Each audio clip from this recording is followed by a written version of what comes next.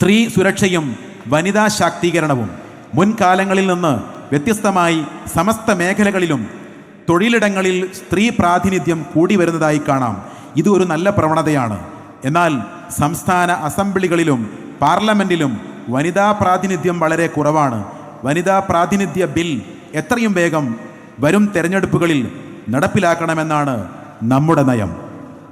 സ്ത്രീകളുടെ സർക്കാർ അംഗീകൃത കൂട്ടായ്മകളാണ് കുടുംബശ്രീയും അംഗനവാടി തൊഴിലുറപ്പ് പദ്ധതി സേവകരും.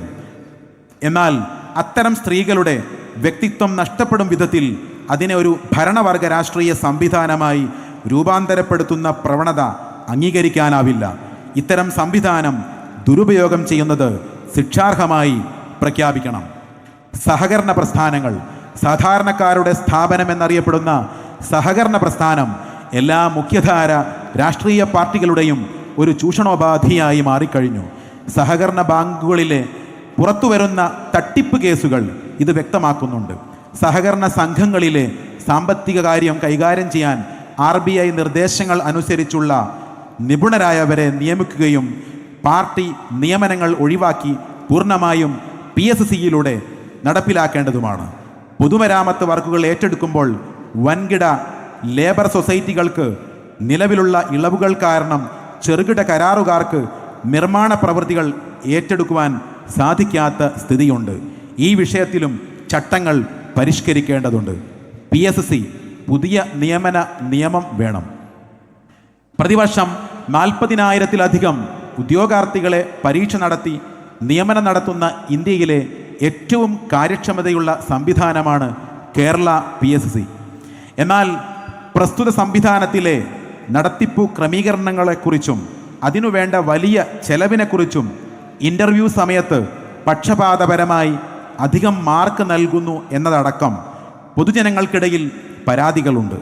PSC വകുപ്പിലെ പകുതിയോളമുള്ള അത്യാവശ്യമല്ലാത്തവരെ ഒഴിവാക്കുകയും നിലവിലുള്ള ശമ്പളം പകുതിയാക്കുകയും പെൻഷൻ നിർത്തലാക്കുകയും ചെയ്തുകൊണ്ട് വലിയൊരു സാമ്പത്തിക ബാധ്യത ഒഴിവാക്കാവുന്നതാണ്. PSCയെ സോഷ്യൽ ഓഡിറ്റിങ്ങിന് വിധേയമാക്കുന്ന വിധം സുതാര്യമാക്കുന്ന പുതിയൊരു PSC നിയമം നമ്മുടെ കേരളത്തിന് അനിവാര്യമാണ്. ക്രമസമാധാനവും കോടതിയും.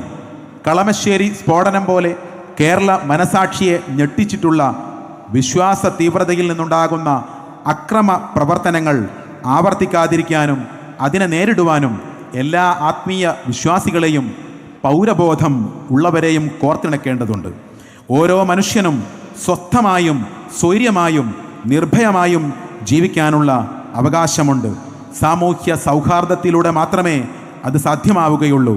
മനുഷ്യബുദ്ധിയെ അക്രമോത്സുകമായി മനുഷ്യജീവിതം ദുസ്സഹമാക്കുന്ന ലഹരിയുടെ വ്യാപനം കമ്പോളങ്ങളിൽ നിന്ന് ക്യാമ്പസുകളിലേക്ക് വ്യാപിച്ചിട്ടുണ്ട്. നമ്മുടെ തലമുറകളെ നിഷ്ക്രിയമാക്കുന്ന ലഹരി വ്യാപനത്തിനെതിരെ ഗ്രാമതലത്തിൽ നിയമപരമായി അധികാരമുള്ള ജനകീയ സംവിധാനം ഉണ്ടാവണം.